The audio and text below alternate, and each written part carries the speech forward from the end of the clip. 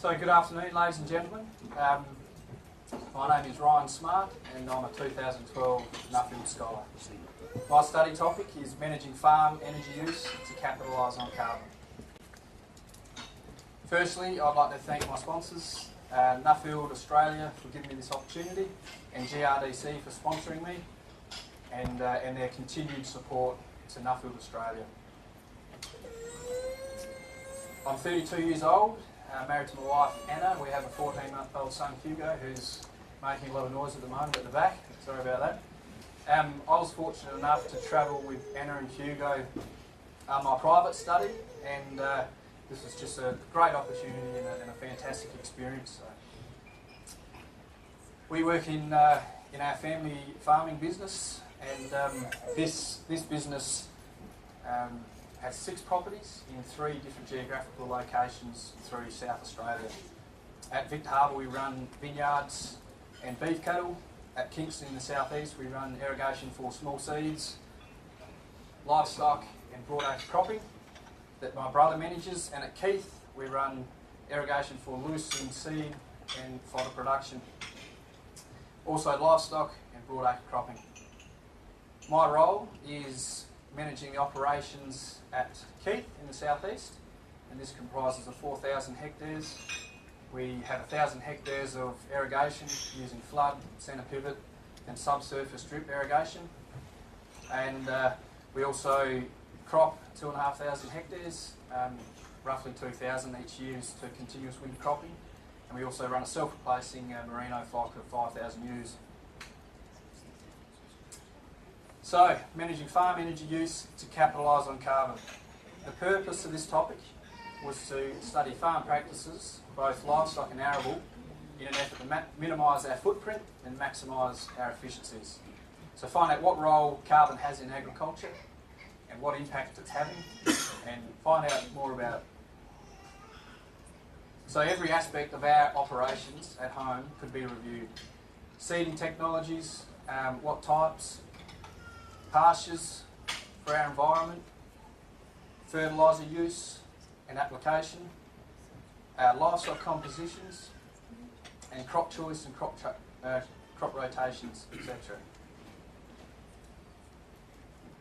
So my aim was to gain an understanding of global practices that are addressing carbon and maximising energy use efficiencies on farm, at the farm level. So I have a question here.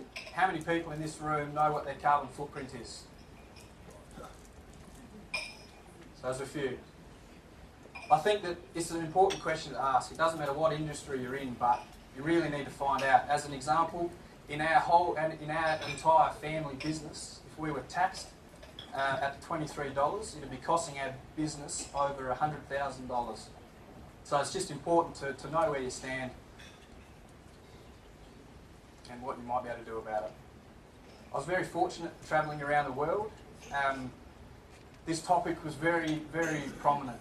Everywhere we went, people were grappling with the same things. They had an increased cost of production, and they wanted to maximise their efficiencies, increase their outputs and reduce their costs and continue to be sustainable.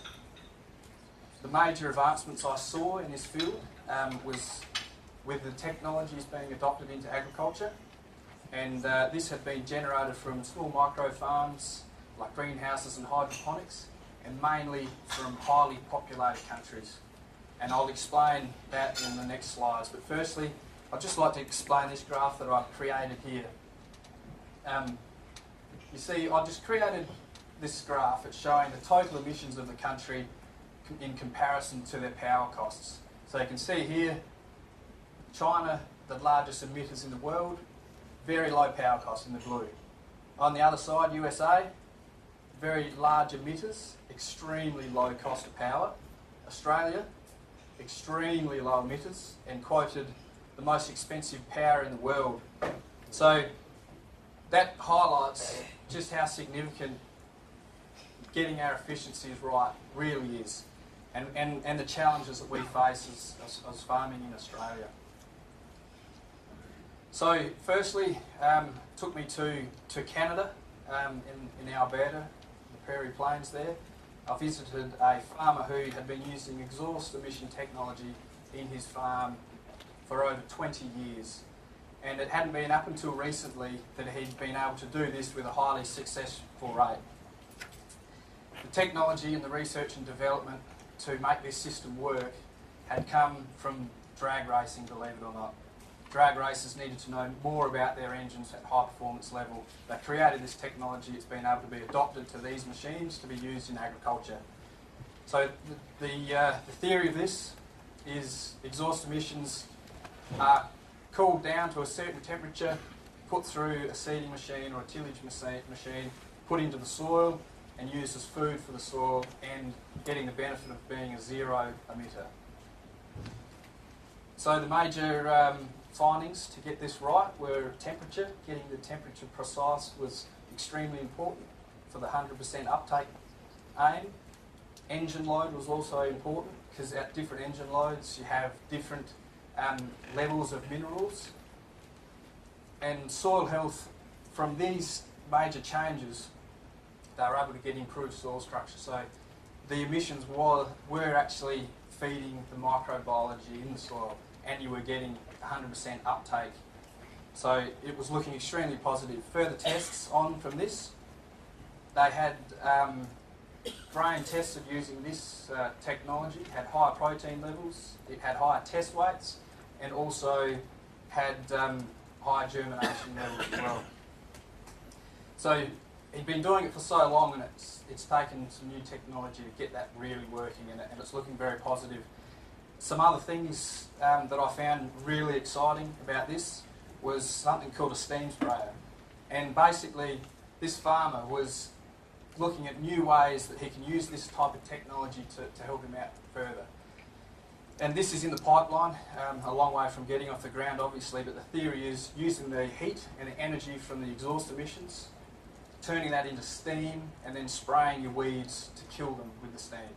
So it has the ability to decrease your costs dramatically, and obviously keep that clean green image and do all the things for us to become sustainable farmers. So quite amazing technology there.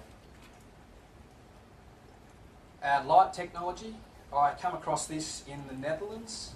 I was fortunate enough to make contact with one of the 4 developers of this light technology, and basically this is LED lighting that's used to grow vegetables, herbs, cut flowers and things like that to 100% of their efficiency. So they're creating light spectrums to grow that plant at 100%. It's quite amazing. This type of system has extreme water use efficiencies. It uses 10% of the water of what a hydroponics would use. So you can imagine then comparing that to broadacre, what the difference would be. Space required is very little. In a single room like this, you might have, several layers of the crop getting grown. So you can use every single metre squared for production, which means you can put it in the middle of the city, right there where the mouths are going to eat it. Inputs are much lower. These light spectrums create an environment where fungicide isn't needed, insecticide isn't needed, and also low fertiliser inputs with more precise applications also. So just zooming in, here you can see the beds getting grown on the bottom and the lights up the top there. I wasn't actually able to get any imagery or sent any photos of the new developments they have, and that is my understanding. They've just created more light spectrums. It's a much more compact system, and there's reds and blues and greens up here, and every crop that they grow, like tomatoes, has a different light spectrum program. So that's I thought that was quite important to add, because it's just, we obviously farm the land, and they're going to be extremely efficient in putting this anywhere in the world to produce food.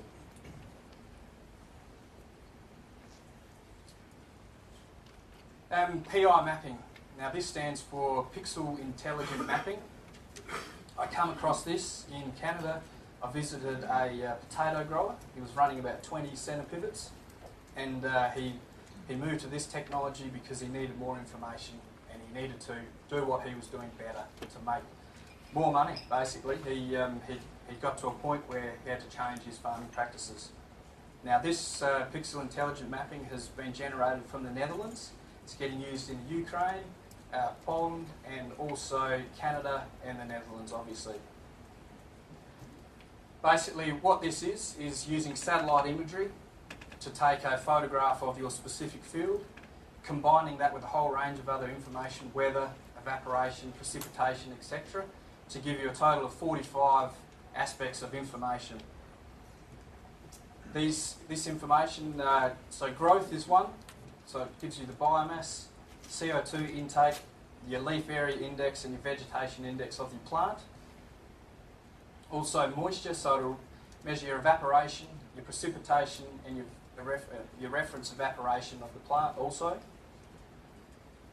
Minerals, it'll give you the nitrogen in the leaf, so a broad picture of your field, and also nitrogen in the upper leaf, which is your growing and health of your plant. It'll also measure 10 growth parameters to give you yield predictions throughout the year.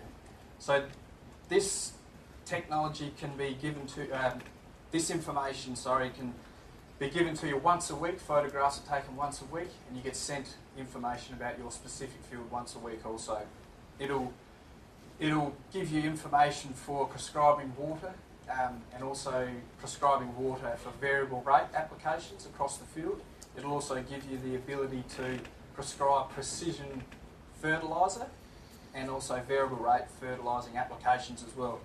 So that aside of gaining the efficiencies from that, let alone the extra knowledge that gives us about what we're growing, is just amazing. I experienced this firsthand. We were in this guy's office, and one of his pivots was showing some alarm bells. We went out to the site, and there's 20 pivots out there. We were looking at this one, and physically, the naked eye, we could not see a difference in this crop at all.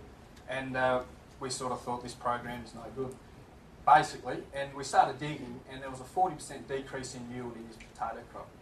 And we couldn't see it. This program had picked it up probably 2 or 3 weeks earlier than when we were going to find out that information. So it gives us a huge opportunity to maximise our efficiencies with this type of technology and decrease our inputs, or make them more precise and make them work better for the value.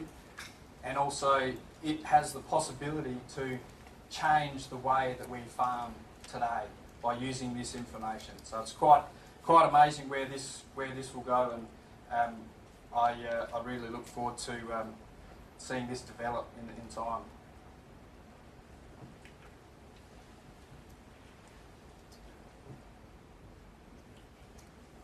Soil health management. I learned a great deal about managing our soil and soil health while I was away. Everywhere. This picture's in Brazil, and that cow is actually standing up.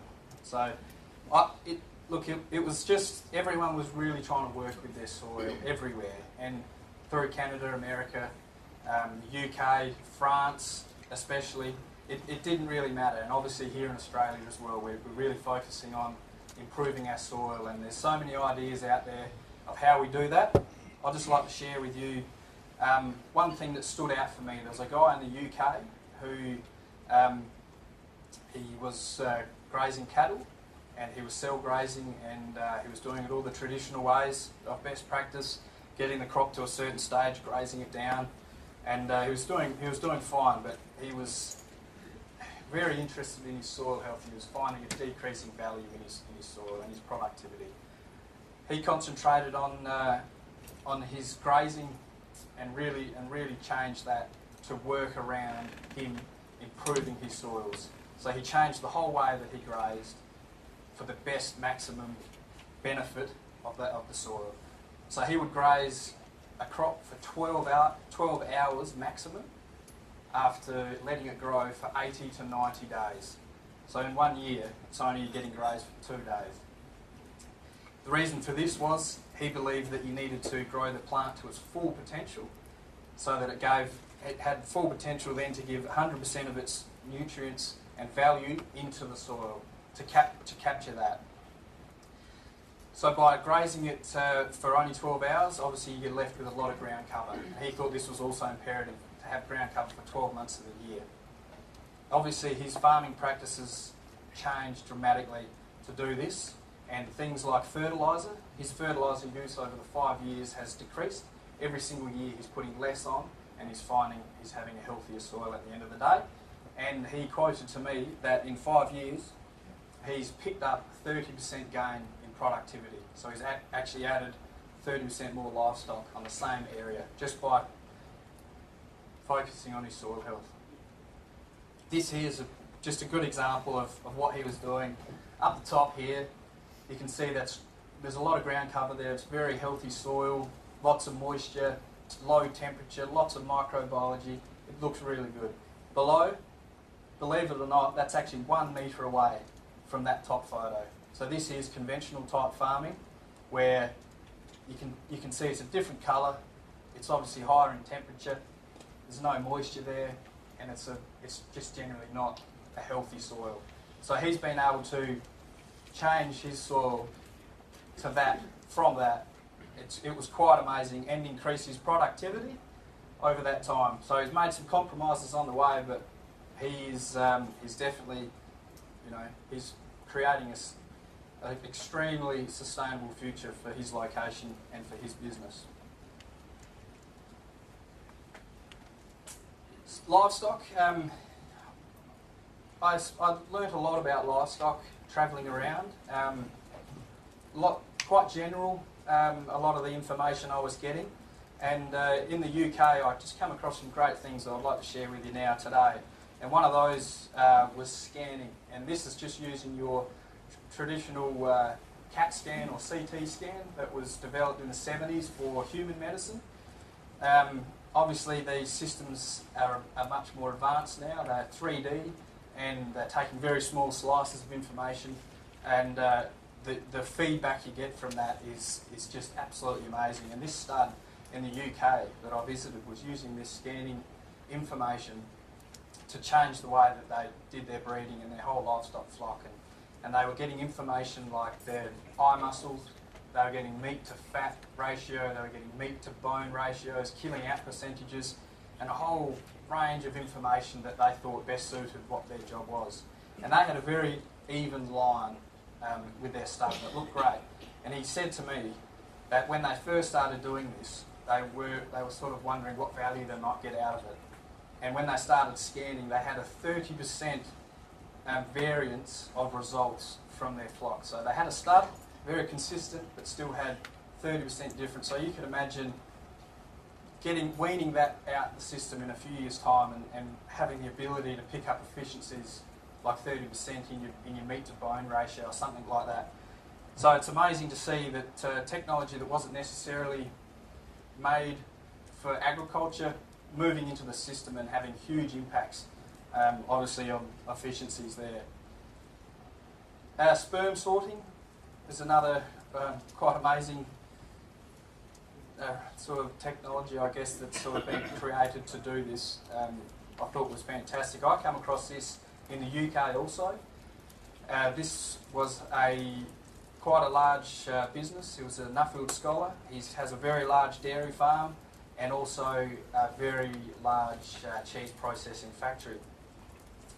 And he was talking to us about implementing this sperm sorting, and what it is, they've created a laser that automatically detects the X and Y chromosomes in semen and sorts them automatically. So it gives him the ability then to AI all of his dairy herd with 100% females. So he's not wasting any money, any time, any energy on growing something that his business doesn't want or doesn't need. Obviously, there's a lot of ethical issues surrounding technologies like this and the use of them. It is being trialled in humans, and I'm aware it is now being used commercially in livestock as well. Okay, so this is just a picture of the places that I travelled around the world to gather all this information, and it was overwhelming, the amount of information that I did get and sort of come across, and the people you meet. It was just fantastic. And what I think I'm going to bring home is there's a lot. I don't really know where to start, but I think with some of these things I'm explaining, like the PI mapping and the exhaust emissions and the like. There's a huge opportunity for Australia to adopt this, to have the ability to maximise our efficiencies, make some serious change in our management practices, and also I guess I was really overwhelmed by the technology, and as mentioned earlier, it's come from those highly populated countries that were developing these amazing things. And yeah, maybe Australia's a long way away from having the need to adopt some of the stuff like the LED and the light technology, but it's just amazing to see what's been created and what's getting used now for the benefit of agriculture. And all in all, as a general overview, we have a huge opportunity to really sort of capture this, to change Australian farming for the better, to create a sustainable future for us, and obviously reducing our footprint at the same time. So I would like to thank Nuffield Australia again for this opportunity, GRDC for their continued support to Nuffield and my sponsorship.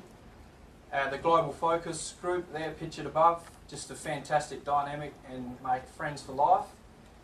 And that generally the Global Focus program is just an absolutely amazing experience, and it's one you'll never forget. And lastly, just like to thank my wife Anna for her support through this journey with the little fella, and also all the friends and family that helped me with this. So thank you.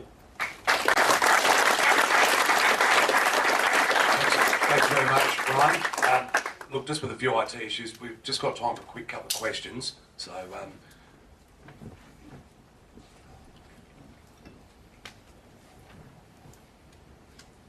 Ryan, excellent presentation.